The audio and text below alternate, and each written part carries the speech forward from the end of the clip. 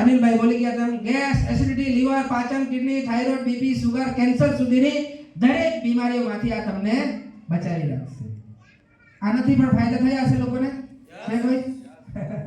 ફરીવાર ફોટો લેવા જો થઈ ગયું. ચાલો, આટલા બધા ફાયદા છે આના.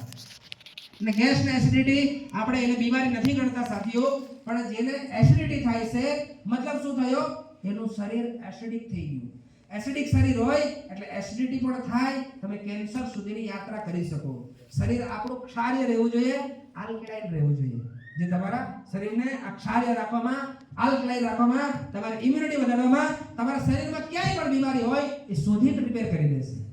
સ્વસ્થ છો તો બે સમય એક લયા કરો. કોઈ પણ તકલીફ છે બે સમય બબ્બે લો. આપણે ત્યાં બહુ બધા એવા પરિણામ છે. અમિતભાઈ સાકરિયા જેને કેન્સરથી આજે મુંબઈ લીલાવતી હોસ્પિટલમાં જે ઈલાજ નતો થયો એને આજે આ ઈલાજ કરાવી દીધો. લેવી જોઈએ, લેવી જ જોઈએ. જો તમે સ્વસ્થ રહેવા માંગો છો એને લેવી જ જોઈએ. અને એ